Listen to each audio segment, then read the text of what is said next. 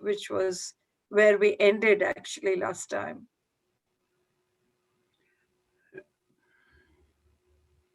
You have to unmute yourself. Said in the on the WhatsApp group, if you can, the two things that of the discussion that I found interesting is because we discussed it in our previous meetings, is this tension between the center and the different states, and how does that play in, because that's what's been highlighted in relation to the current farmers and agricultural workers struggle.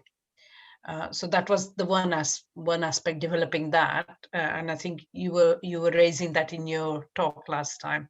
That was the main one really I was interested. And then also this, I think that was raised is why do, and it's sort of developed a bit more. At some stage, India was part of the non-aligned movement, and say late 70s, it sort of seemed to flipped, supporting US rather than the non-aligned and the Soviet Union. And I realized that of the Cold War, the Soviet Union imploded and all that, but there must be, why didn't India choose an alternative of strengthening the non-aligned movement? I mean, we were talking earlier, me and Surinder, there was a chance or potential to develop the non-aligned movement at that time.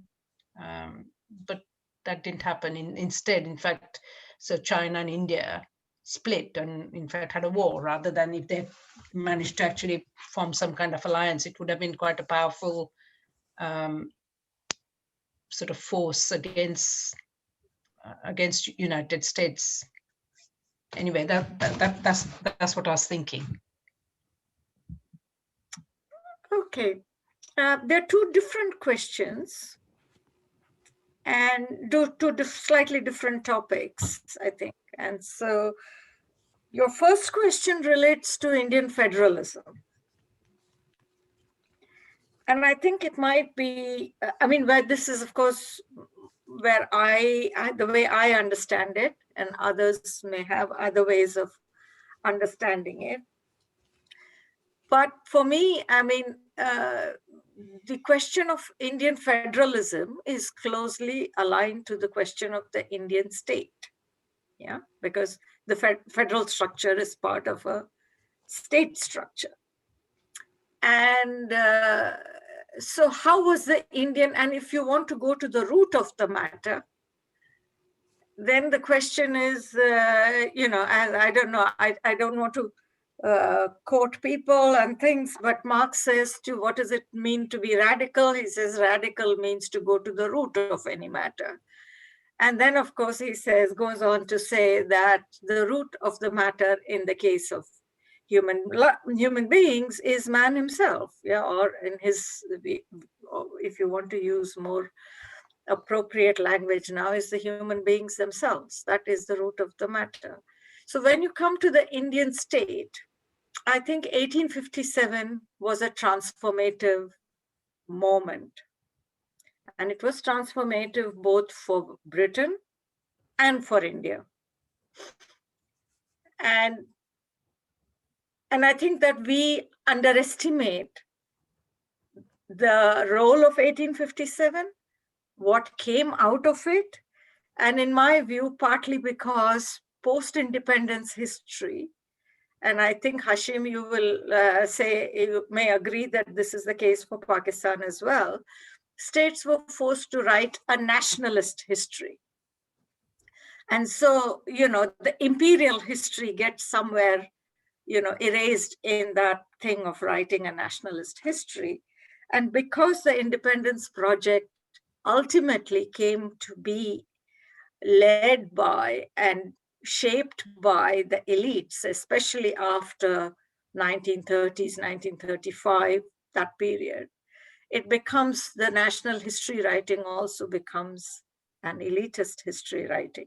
And the reason I'm saying this is because if you want to understand the Indian state, you need to go back and rewrite and revisit some of that history. So why is 1857 important? Because the foundations of what we see as the modern Indian state was laid after 1857. What happens in 1857? There is this, what British history books call the Indian Sepoy Mutiny, what our history books call the First War of Independence.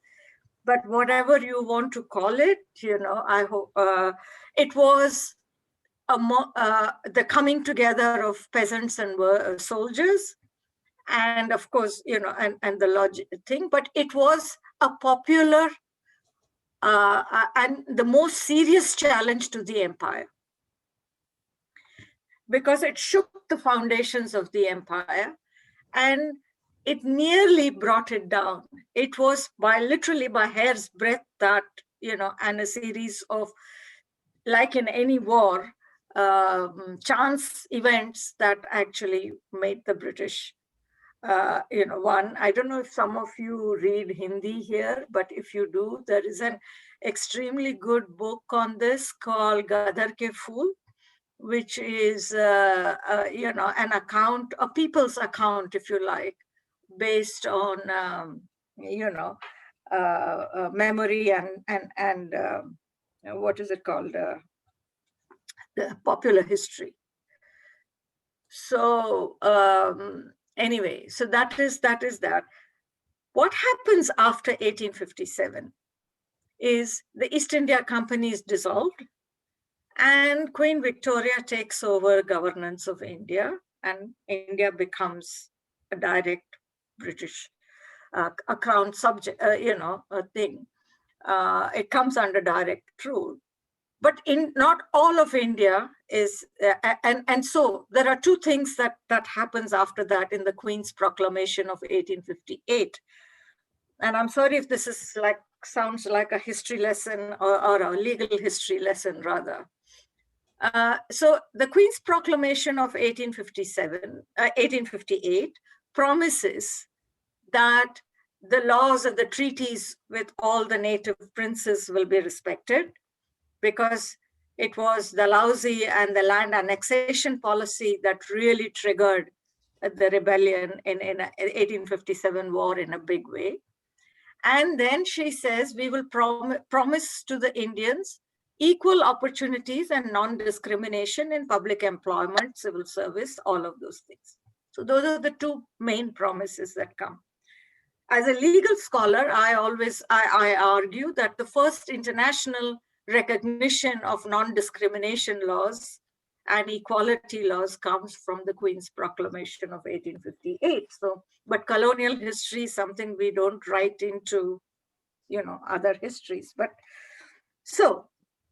at the same time, the real angst that the whole 1857 war created forces the British government then to revisit the institution of the state, which is our subject today.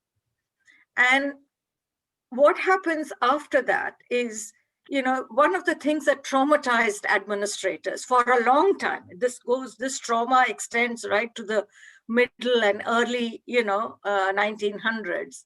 How come that these soldiers and these lovely peasants who we loved so much, and the soldiers, because the Indian Army, British Indian Army was the backbone of the empire. And how did these soldiers come to rebel in this way against us? So it triggers a big debate in the British Parliament between the Tories and the Whigs. They both agree that we should align with some classes in India. We can't govern India without, actually giving them something and incorporating them into the governance system. But the debate between the Tories and Whigs is, who do we align with? And the Tories say we should align with the merchants and the landlords. And the Whigs say we should align with what they call the educated classes. And this debate goes on. And it shapes a lot of the policies of how the state should be developed and established in India. Now, fast forwarding a bit, one of the outcomes of that is to give representation in a limited way to Indians. So first, the Viceroy's councils, it is all nominated. People nominate, either the educated classes or people from the educated classes or people from, landlord merchant classes. By 1905, when the partition of Bengal and all that happens, and to which there is the first big pushback from people, they say we need to extend this. And one of the main things with the Gadar movement, with the Gadar revolt, which is directly inspired by 1857, they say so, that it's an unfinished task and we have to finish it. So what happens then? They introduce the communal electorate. Such for the first time, the idea that the natives can't understand universal freedoms and all of those things, liberty, equality, fraternity, as in the Western thing, but they only understand religion and they are religious people. Therefore, they introduce this thing that Hindus will represent Hindus and Muslims will represent Muslims. And this is the basis for what follows later on and the basis of the state structure as well. As a result, the Hindus now have to, because the Hindus and Muslims in India didn't have that political structure. This is a modern political structure. So they have to form their own political parties. So you have the Muslim League and the Hindu Mahasabha, which come as parties to the whole thing. However, they also establish for the first time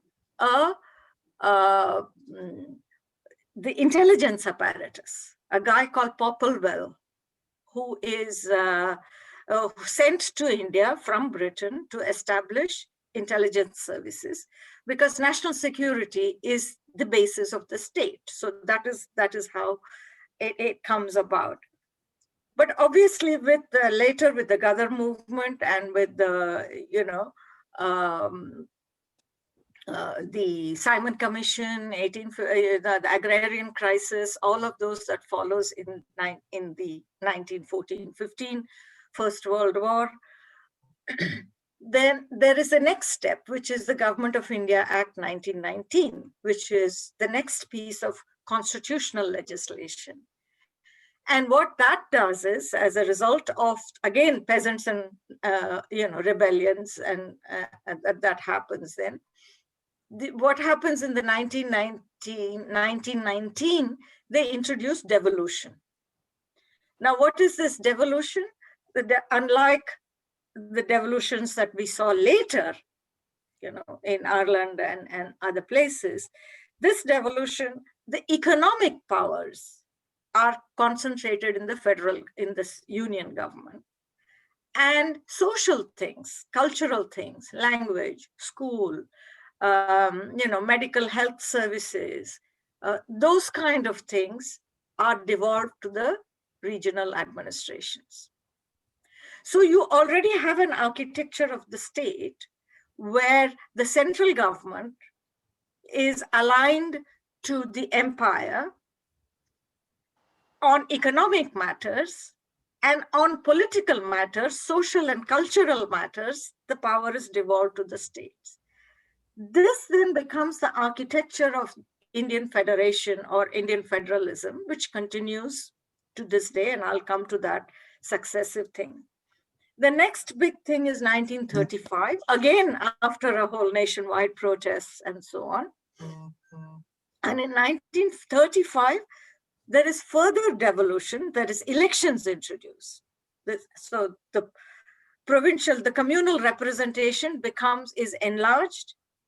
And in all the roundtable conferences, the question of proportionality and who should get how many. And that is when Ambedkar then stakes his claim, and he says, if Dalits are just left between Hindu and Muslim, they will be nowhere, because the Hindus then will be dominated by the Brahmins. We need special protections, and argues for reservations, etc.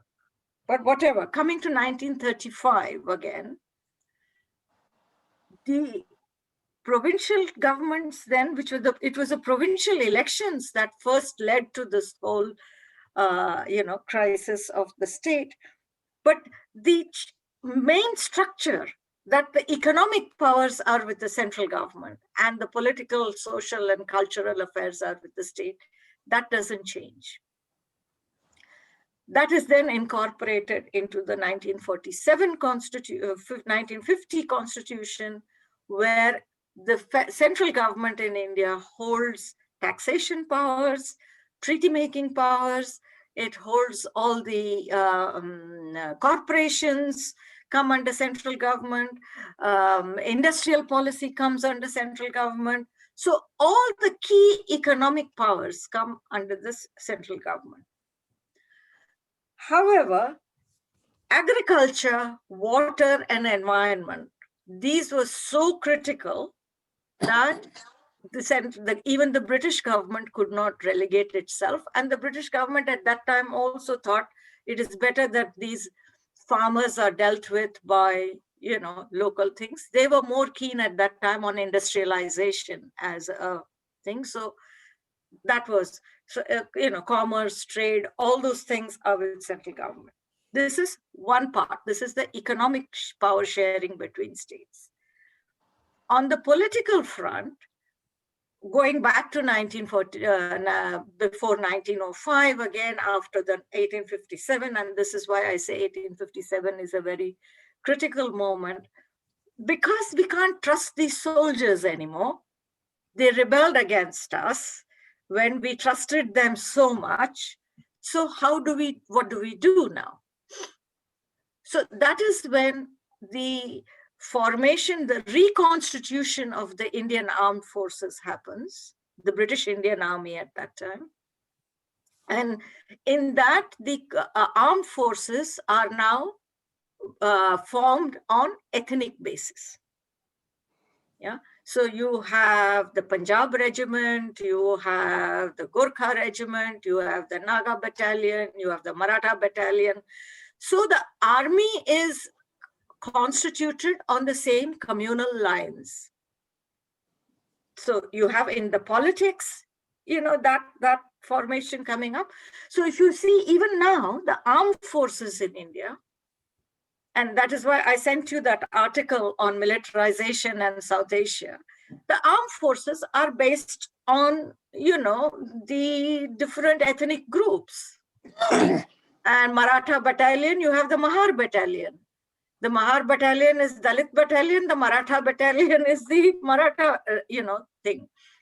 So this architecture, if you consider that economy, politics, armed forces, these are the pillars of the state. Because what is a modern state? The modern state is founded on professional armies or armed forces, police. It is founded on professional civil service, and it is founded on professional, and on representative politics. If all these things take on this this formation, that architecture of the state is still the architecture of the state. Today, for example, if they have to send army to Kashmir, they don't send any Kashmiri forces there. They will send the Tamil battalion. They will send, when Operation Blue Star happened, it was the Bihar regiment that went there, although the Bihar regiment was led by a Sikh general, but it was a Bihar regiment. When the Ayodhya riots happened in Bombay, they sent the Naga battalion. So they will never send the Naga battalion to Nagaland. They will never send, Mahar regiment for Dalit, in a Dalit conflict. So this architecture of the state is crucial to understand Indian federalism. Yeah. Especially if you consider that the soldier and the farmer, the peasants, they have historically been very close. Why? Because who becomes a soldier? It is precisely the failure of the non-viability of the agrarian sector that pushes the sons of farmers to go and join the army. And that is why in these agitations, if you see, the Jai Jawan, Jai Kisan is the slogan. Jai Kisan, Jai Jawan, that is a slogan. And if you see their speeches and things, they keep saying again and again, I mean, who are these soldiers? They are our sons. And it was very interesting for me to watch the Republic Day parade, because I watched the official day parade as well. And I was thinking, I mean, there were all these soldiers marching and all of them. Most of them marching in the government's parade would have some, a father, an uncle, a brother-in-law, somebody in that protest. That was also happening. And I think that this dynamic is something that is interesting. I'm rambling a bit now, but the architecture of the state, if you look at the division of subjects, which is what we discussed last time, and from where this question arose, the union list, the concurrent list, and the state list. The union list is the main economic power, industry, licensing, your foreign investments, your taxation, all those things come from there. However, and then the states. The other thing to note about the Indian Federation is also that almost 2/5 of present day India was the princely states. In terms of population, it's a bit more, but the figures are not accurate. But a large area of India, present day India, was the princely states. And they had their own laws and their own systems. They were not part of the British Indian, this 1857, post 1857, etc. Because after 1857, they just were able to keep their own kingdoms and remain, even though they had the status of protectorates, and therefore their powers were, dependent on British protection. But after independence, there was a push both by the British government and by the leadership of the Congress to unify India. Actually, that unification move started in 1919 at the end of the First World War, because in the Treaty of Versailles, at the end of that ended the First World War, Britain had to, was under pressure from the United States to open up India to them, open up Indian markets. And Britain's whole thing was, that United States, whole thing was Britain is hogging the whole thing in the name of empire, in the name of preferential trading within the empire, and so on. So there was push on that. So what the British government did was to create what they call Chamber of Princes as a representative.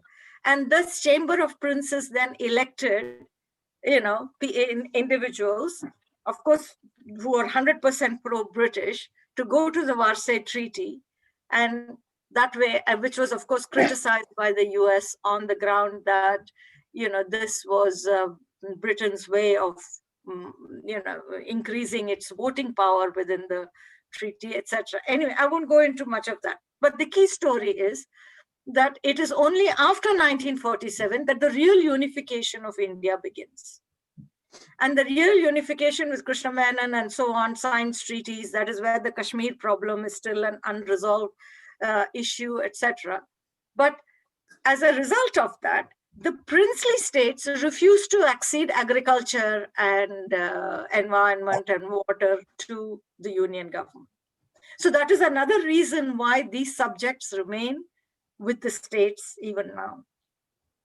And the independence movement itself was, there was a lot of push for regional, because there is India, as a unified thing is a bit, it's like 29 countries.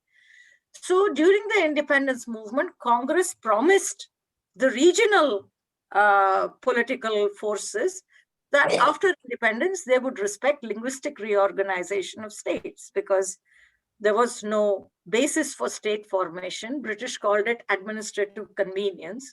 So lines were drawn anywhere at all, especially after partition of Bengal. So this promise is made, but after independence, Congress does not keep that promise.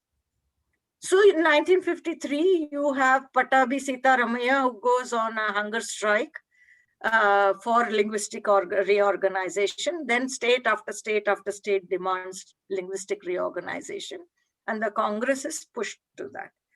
So the desire for federalism was always there, and this is important to understand. It is still there, the desire for federalism. But there is also an international dimension which does not allow that federalism. So after 1856, there was a spate of linguistic reorganizations. And that is how we have the present state structure, where all states are based on language. And at that time, it was considered, and I still think that's a progressive thing, because it's more progressive to have states based on language than states based on religion or caste or something else, because language is still something we communicate with. It's education and tied to so many other things. Then in 1972, you have the Anandpur Sahib resolution. That's another important state, issue. And the Anandpur, which I referred to in my last talk, Anandpur Sahib resolution, basically, if you, in a nutshell, says that, accept communication, international affairs, and money, that is currency, everything else should be devolved to the states. So complete federalism. So, so we've come from, that, and that, of course, then Indira Gandhi does not allow. She then gives, encourages Bhindranwala. Then Bhindranwala starts into this whole Khalistan thing, and then she finishes him. And so that is how that was dealt with. But the aspiration for federalism remained, right? Then you have the emergency.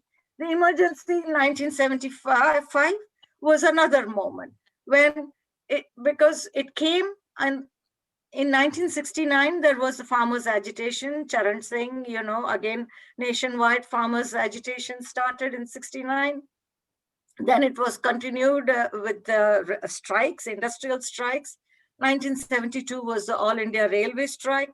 So the nation was going through another big turmoil, and that Indira Gandhi introduced emergency. And then, of course, by then India had become indebted to the World Bank. So there was all of that as well. And so you have the emergency, which is an attempt to centralize power. Yeah, Constitution is done away with and so on. So what happens after emergency? After emergency, there is a big backlash. And in the elections after the emergency, the state and regional parties, every state has its own regional political party, and they all, come into power. And for the first time, you have a national coalition government in the center. And since then, until 2019, we have always had the regional parties have dominated, and the central government has not, had a single party government ever since that, from after 1977 until 2019. So that is quite a thing. Now, what happens with this kind of structure is you cannot deliver on international treaties. And that was the point I was trying to make. If you have a weak federal government, Narasimha Rao could not deliver on Industrial Disputes Act. 5 times it came to Parliament. 5 times Parliament rejected. Narasimha Rao came to, a World Bank meeting, pleading with them. We are a democracy. We can't do away with labor laws like that. Congress couldn't do it. Congress signed the World Trade Agreement. Congress could not deliver on it because you see what is happening now. This is what happens if this is what they were afraid of and didn't have the, thing to take them on. When BJP came to power in 2014, one of the first things they did was to disestablish the Planning Commission and introduce Niti Aayog in its place as an advisory body to the government. And Niti Aayog's main mission, which is there in its mission statement, is to centralize power and to do away with, what they call uniformity of the state. So this one nation, one market, which is the slogan that they are raising for the agricultural, for the farmers thing, is part of a larger project to centralize power. people have seen various events in recent times. One was, of course, the tax regime, the sales tax, you know, the VAT, and one of the things with that was what? Until now, there was a finance commission, which is a constitutional authority, and the finance commission had a formula. And according to that formula, the central government collected the taxes, because all taxation powers is with the state. And the finance commission, an independent constitutional body, decided how that money was to be divided up between the states. And that is how the states got their money, right? Besides that, the states also had powers to collect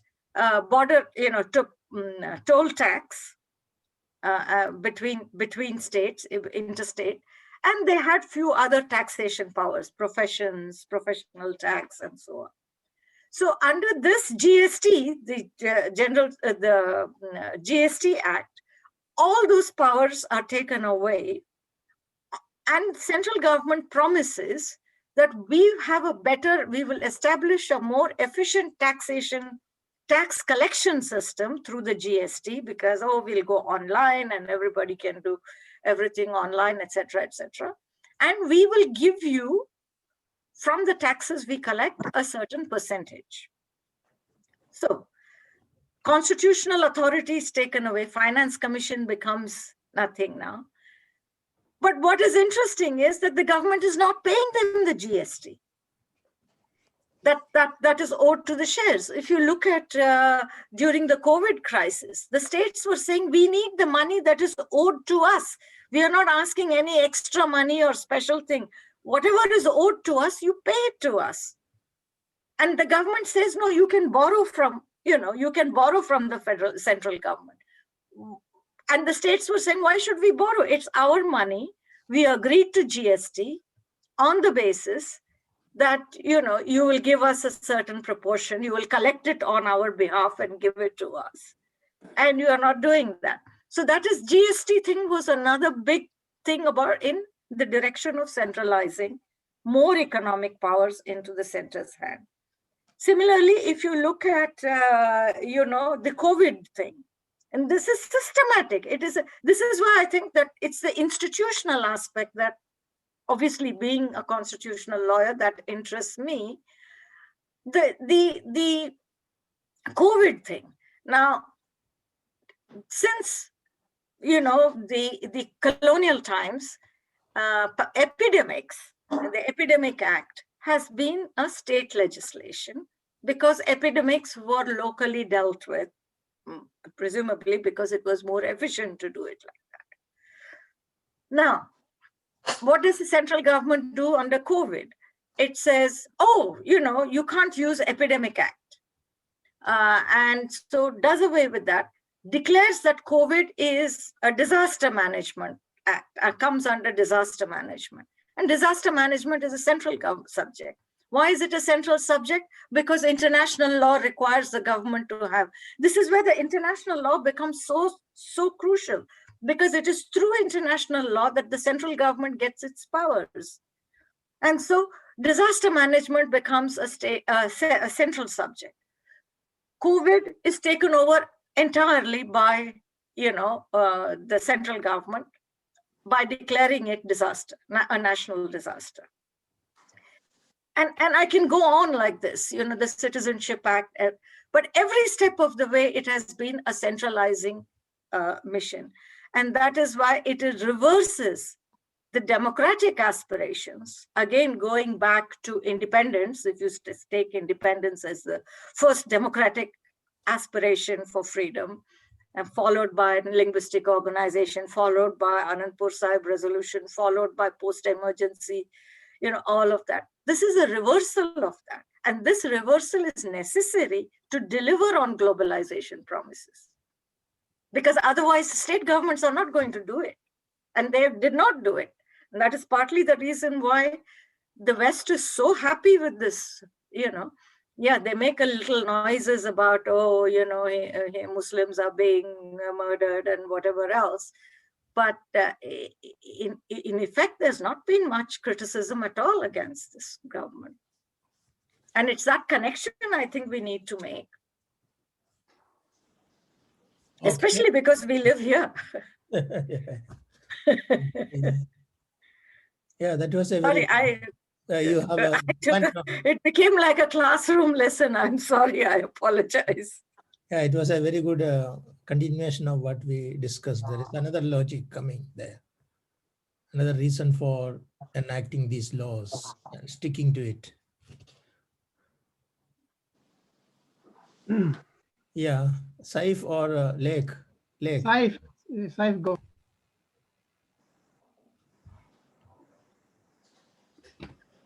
Can't hear you. Okay, thanks, Radha. Both of the talks were very excellent, and the broad spectrum approach that you have taken is also very important to take in analyzing these kind of local struggles.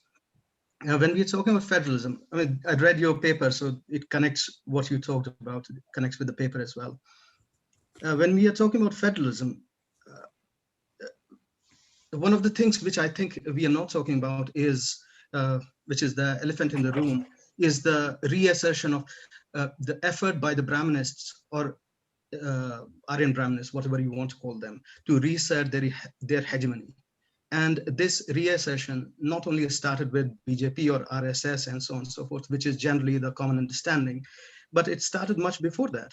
So if we look at Dayanand Saraswati, who was the founder of Arya Samaj, he started the Shuddhi movement. That is 1860 we are talking about, just right after the first war of independence, or whatever you want to call it, right? And the Shuddhi movement basically asserted that people who have become unclean by converting to Islam or Christianity should be brought back into the fold of Aryan Brahmanism, right? And this was a major movement in North India, at least. Similarly, you have stalwart of Congress like Tilak. In 1880s, he's instigating complete riots against Muslims in Pune. And the result was, we know what the result was. I mean, the riots in which Muslims were massacred in Pune and so on and so forth. So this reassertion by the Brahminists, by the, I don't want to call them Hindus because this is a, I mean, it's a misnomer. By the Brahminists is a very important factor to take into account. And since we are talking about reassertion by Brahminists to consolidate India into Bharatvarsha or Hindu Rashtra or whatever their dream is, we can also look into what happened when Jinnah presented the 14-point program in 1928. So Jinnah's 14-point program, which was, we can say, was to defend the Muslim interest. The first point was that India, the constitution should be a federal constitution. The federal structure of India should be instituted there. And there should be fundamental rights of the provinces, which cannot be taken over by the center. And we know what happened with that. The Congress just went completely cuckoo about that. And over entire period of Jinnah's, we can say, Jinnah's political struggle, he was asserting that this federal structure, this proportional representation of Muslims, not only Muslims but other minorities as well, should be in the constitution. But again, the Congress, which was which we all, I mean, most of the people in the West and most of the people in India think that was the hallmark, or was the hallmark of some sort of secularism, was basically an organization of Brahminists.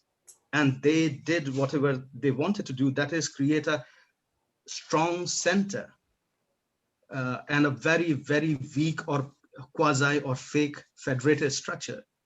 I mean, to the extent that they accepted the division of India instead of giving any power to the Muslims to create some sort of political identity, right?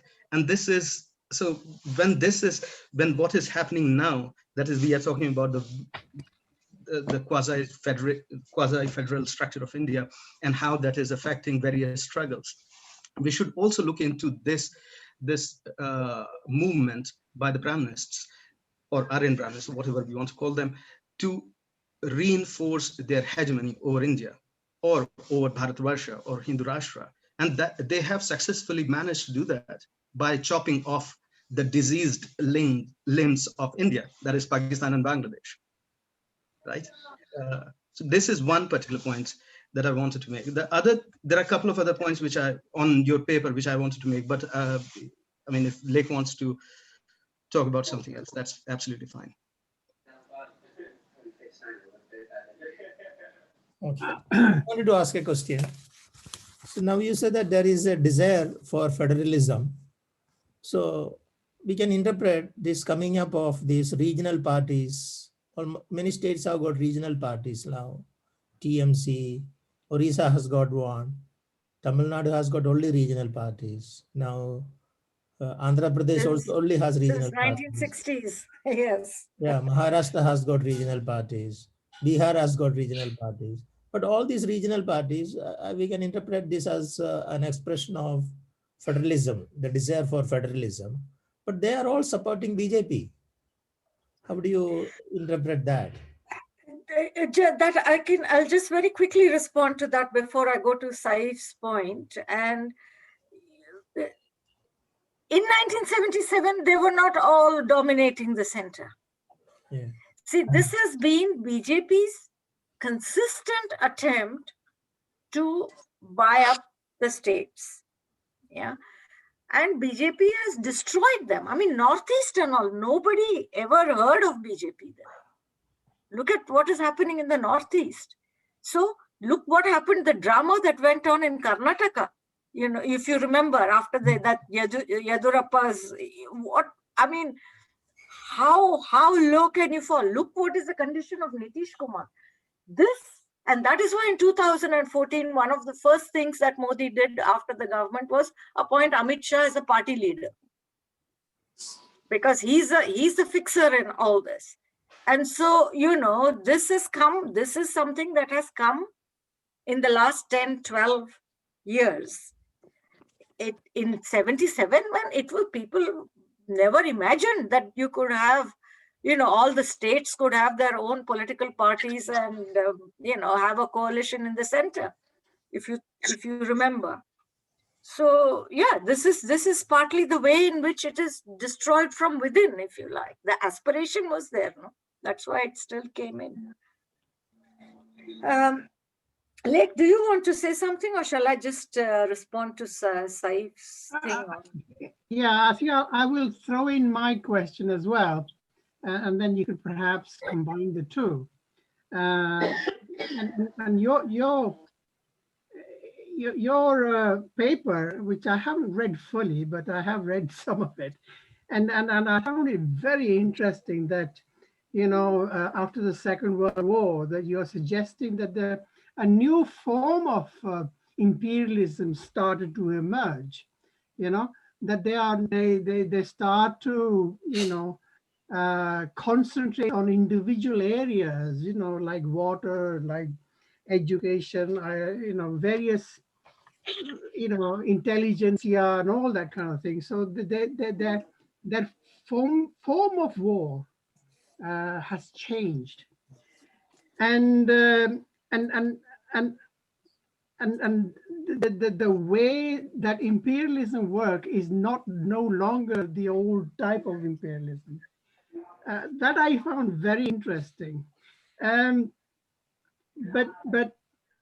the other thing you said in your last week's talk was, you know, that there was a big movement of the land to the tiller. And you said that that actually never got implemented. And I was wondering whether the reason for not implementing the land to the tiller was part and parcel of this general global war of the foreign powers to actually devolve, or actually to actually not allow the power to actually disseminate into the people. So I don't know whether, you know, whether you can combine the two. Okay. No, I think there is a connection between the two questions, and I'll just come to that. Saif, I have no problems with what there's only one thing that I'm going to quibble about in what you say. You say it is a what was that? Assertion of Brahminism.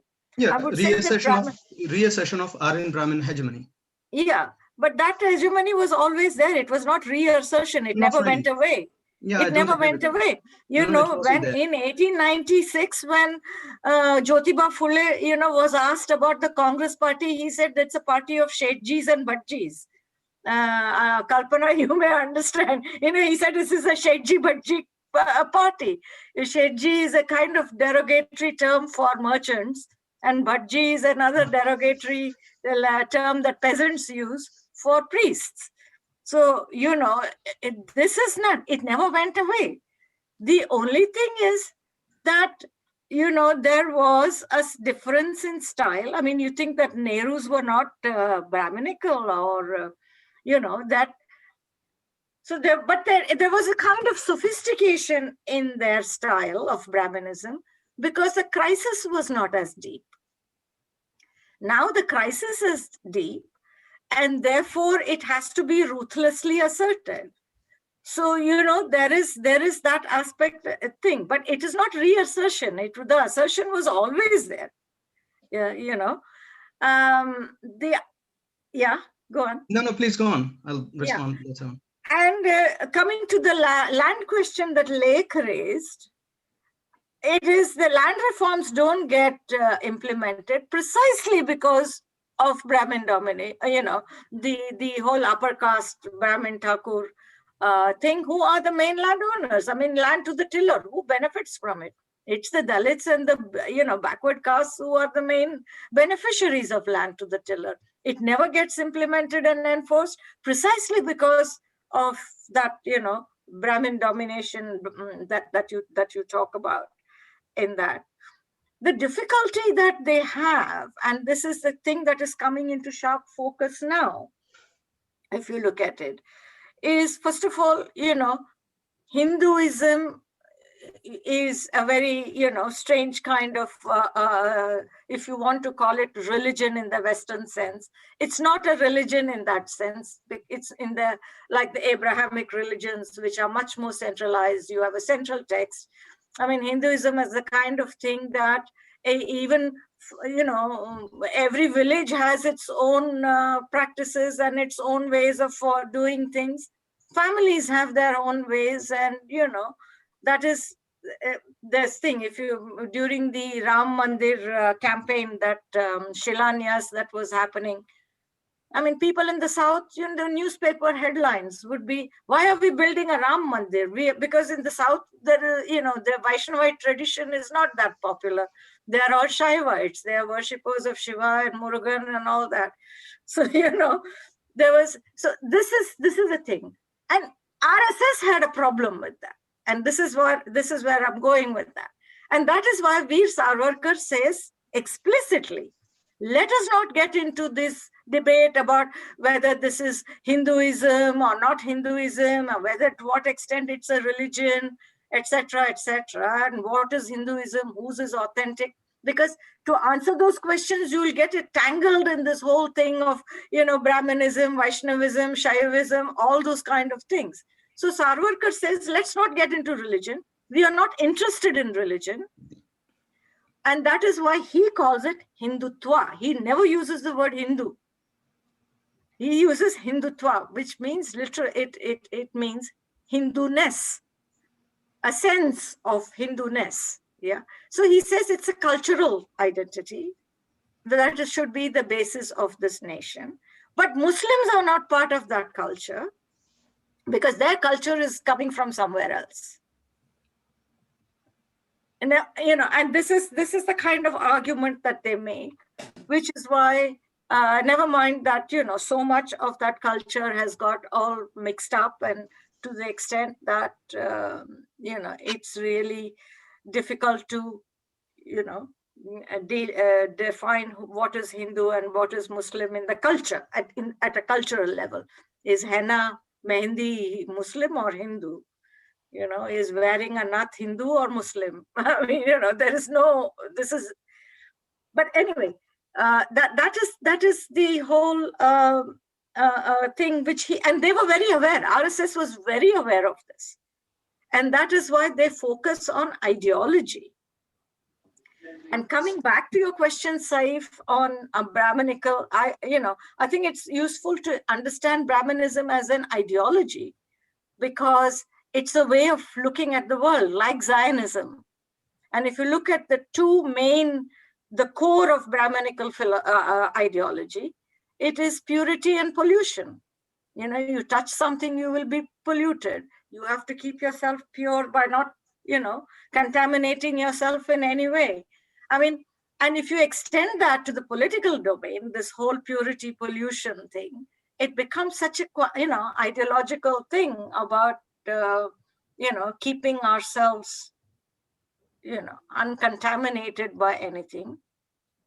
Which is, of course, in practice, very far from truth. I mean, everything is coming from, as we've talked about the farmers' agitation coming, the Cargills and the Walmarts and everyone else is polluting us to their absolute maximum limit. But I think the ideological influence of Brahmanism is important, because if you look at UP, the number of Dalit leaders who have moved over to BJP, how do you explain it?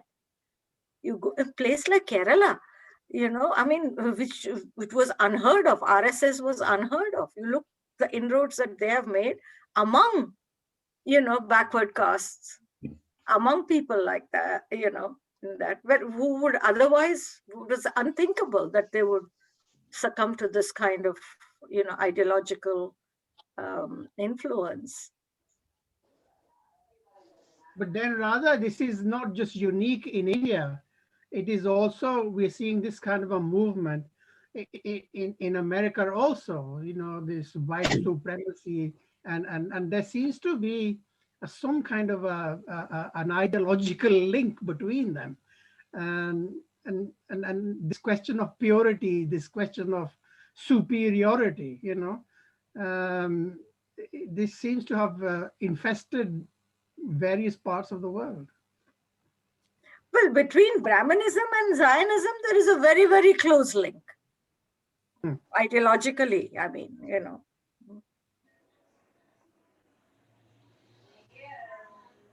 Paul, did you have to, yeah? Tom? Paul? Can I speak? Yes. Yes. Thank you. Having read your paper, it reminds me about a year ago in this group, we discussed, or maybe even longer back, we discussed Britain's secret dirty wars.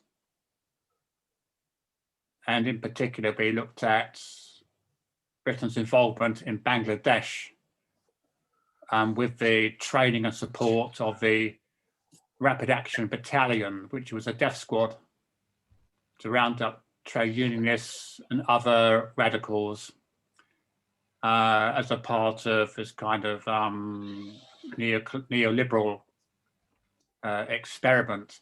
And I'm just wondering if you've got some updates on secret wars going on in this part of the world, in South Asia, in Pakistan, India, Bangladesh, where there's clear collusion between the secret services of imperial powers getting involved in local disputes for their own purposes. Sri Lanka, major time. Sri Lanka, Britain reorganized their army, and there was a Guardian report some years ago during the Tamil genocide there. And when there were questions raised about it, the Home Office shredded the documents from the archives. I think Pakistan is another example. They have continued involvement in that. There is a case that is, the Sri Lankan government has gone in appeal in that one, But in the lower court, magistrates court, the Sri Lankan Tamils won. And that was about the former army general who was appointed as a diplomat here in the UK.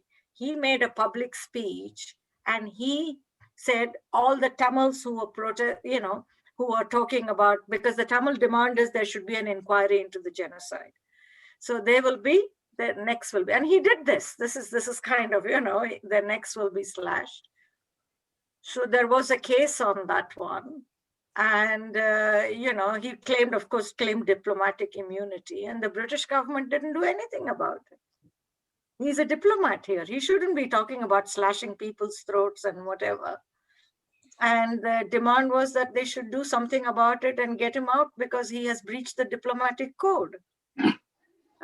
In 72, when the JVPC, insurrection took place, Britain was the one that organized the police force, giving them training, it's the same thing like Saudi Arabia, we don't fight that war, but we only supply the arms, we supply the training.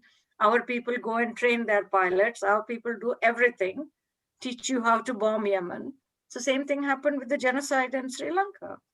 Mm. Bangladesh is sorry, go ahead. Go ahead, it's your turn. So, just to contribute to what Radha was saying, just to add on to that, Bangladesh is another example where Bangladesh has a very notorious police force called Rapid Action Battalion, which was trained by the British, and it has been accepted. There was a WikiLeaks report on this, and then later on, around 2011 or 2012 or something around that time, the British officials accepted that they have been training this particular Rapid Action Battalion, which is basically targeting Bangladeshi Muslims who are asserting a different formation of, who are challenging the status quo, the political order, and under the guise of tackling terrorism and so on. So yeah, that's happening as well. Now coming back to Radha's thing, your point. When I'm talking about the reassertion of Aryan Brahmanism, I'm not talking about Congress. I'm not talking about whether Congress was secular or not. I mean, this is just it's not even a debate. So Congress was always the party of the Aryan Brahmanists, the upper caste Aryan Brahmanists. I'm not talking about that particular state. The hegemony that you are saying was always there, was not always there. If you look back, for example, the period of Aurangzeb Alamgir, 1700, that was not, I mean, if you imagine in that particular period, a Dalit living on the outskirts of a village, or group of Dalits try to convert to Islam and become Muslim, do you think that the same oppression they would be facing the same particular oppression? No, of course not. So the hegemony, the Aryan Brahmin hegemony was seriously challenged during the Muslim rule. And we have to accept this. And that opened. I wasn't going that far back into history. No, I'm going that far. I am. Yeah, I started with 1857. If you want to go I'm going back. That, it's a very complex. If you go very complex. Sure. Then it's a very complex thing.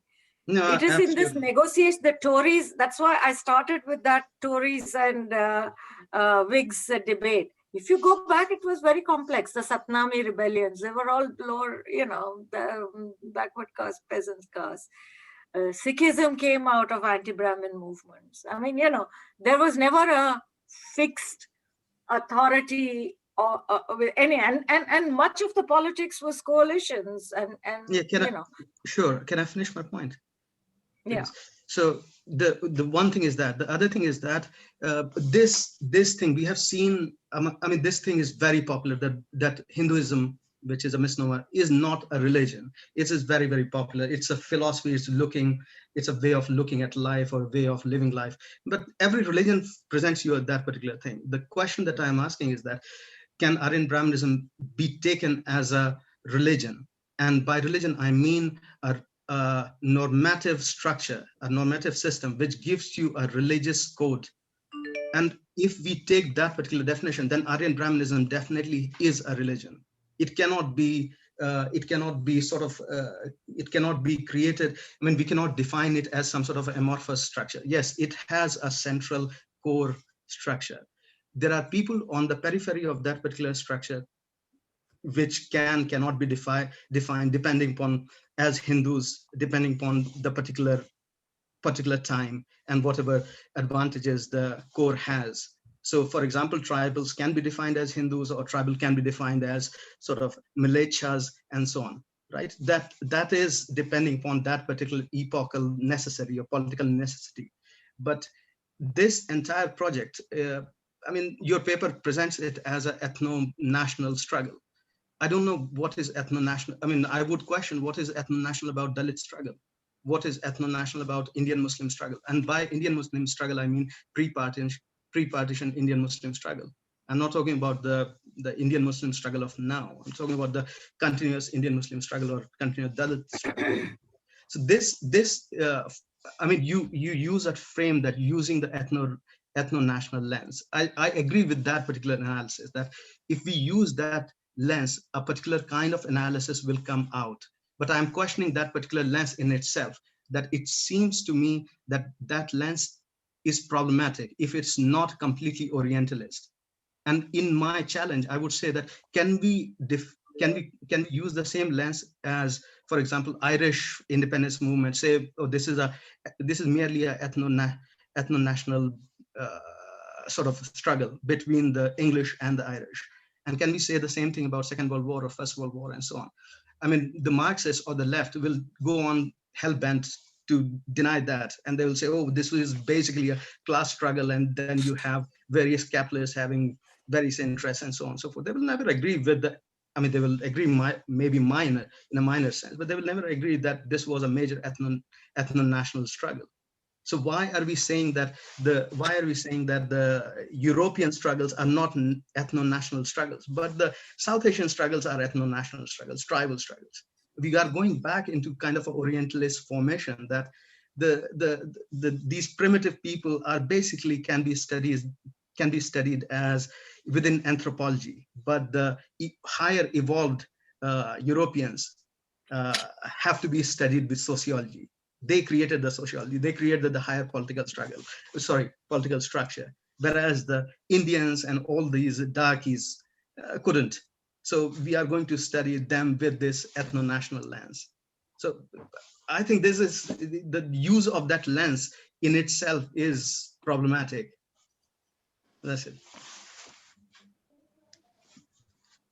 I mean, the use of that lens is problematic. And I thought that is the point of the whole thing. But that is how international law frames it. It calls those kind of struggles, the Tamil struggle is an ethno-national struggle. It is not a struggle against federal structures or various structures. This is the thing. And the whole point about that, bringing the soldiers and the way in which the armed forces are organized, if you look at the definition of genocide, then every deployment of armed force in South Asia is a genocide, because it is intentionally putting one ethnic group against another. This ethno-national lens is not something that we have set up. It is a thing which we are forced to engage with. And that is why to challenge it, to question it in so many ways, because it is a very problematic thing. For a start, I don't want to choose only one identity. I am Indian, I am Tamil, I am South Asian, I am woman, I'm all these things. Why should I have to choose one or the other? And we have never done this in South Asia. We've never had, a kind of, necessity to choose. You can only be one or the other. You can be a Bengali and a Muslim. You can be a Bengali and a Hindu. You can be a Bengali and a Dalit, and all those things were there. But now you have to choose.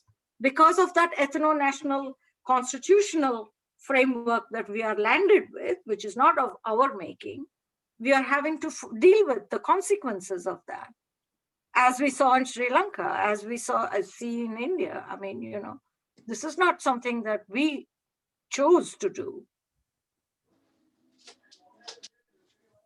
So I agree with you that that lens is very problematic. And that is why we need to challenge it from as many, ways as possible. And it's precisely the division between social sciences, anthropology, as you mentioned, and legal studies that sustains this, because they don't speak to each other.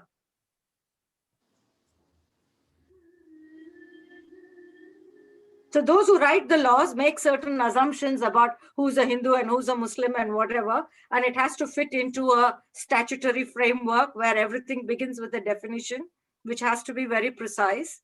And the social anthropologists don't think what the consequences of their anthropology is going to be when it is translated into law. And this happens across disciplines. It happens in gender studies, it happens in not just in this thing.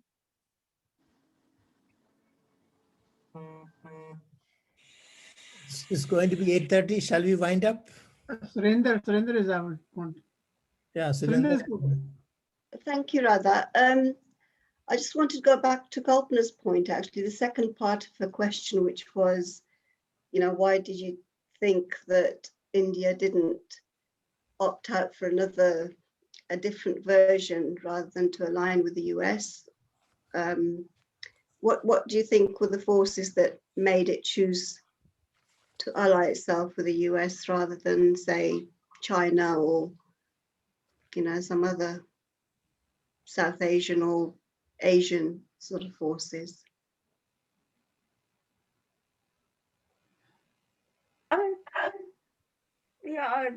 just wondering how I can give a very brief response to that, because I think Thomas has already said it's 8:30.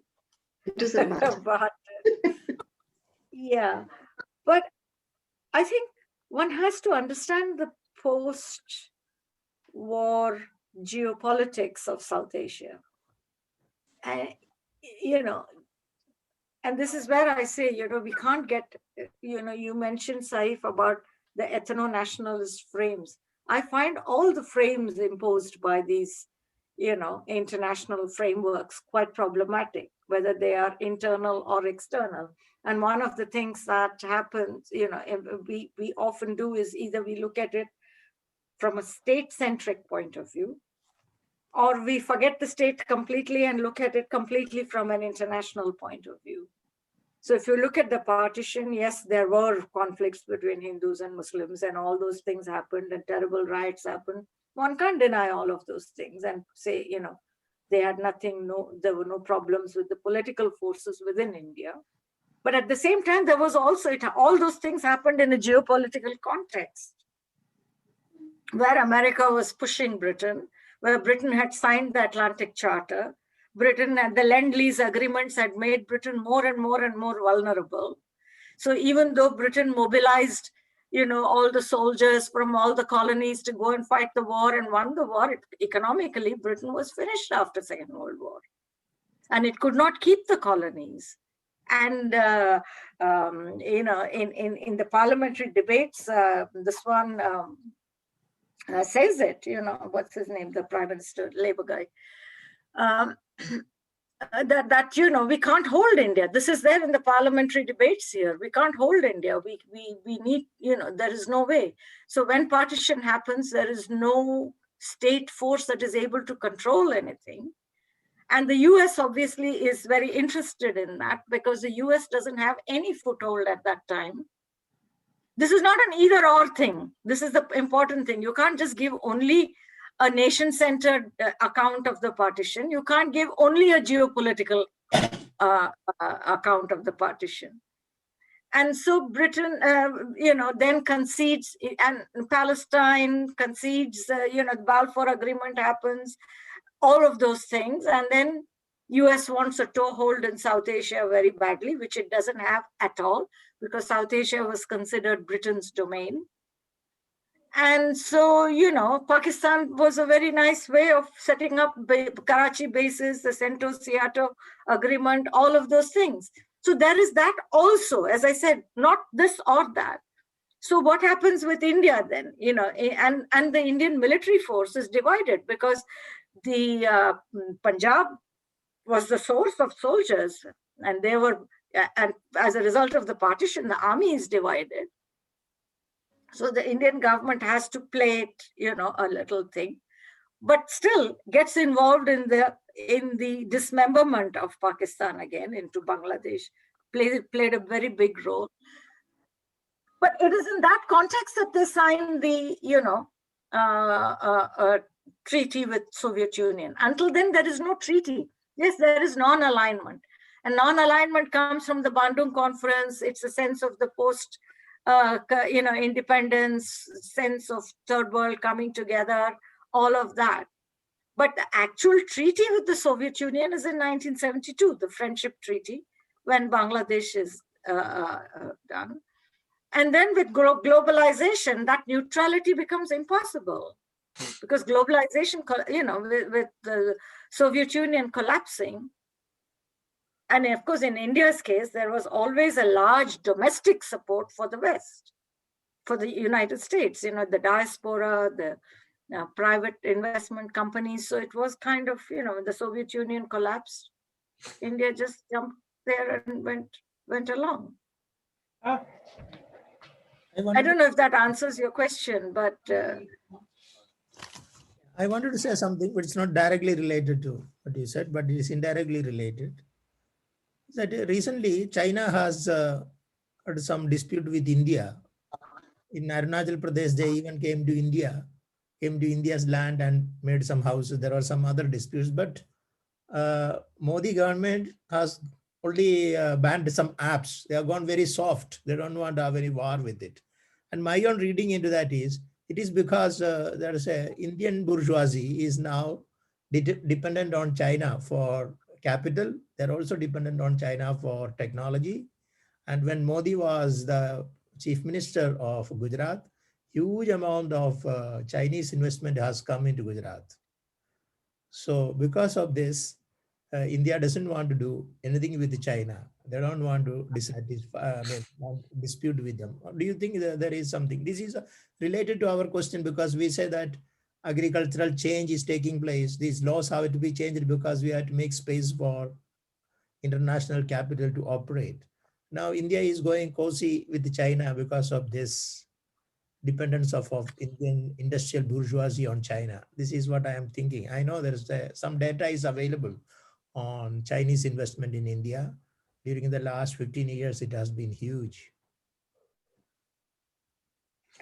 I mean, you're right in that, that Xi Jinping visited India. He was taken to Ahmedabad. He was not in Delhi. He was,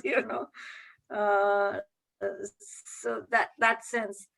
I mean, I have to say, I have not really, studied this or written about it or any of that.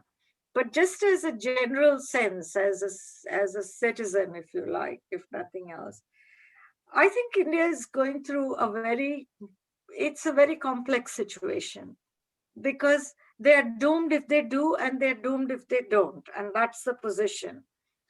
They've signed up to all these defense agreements, intelligence sharing, become very close in the US-China policy, the pivot to Asia policy.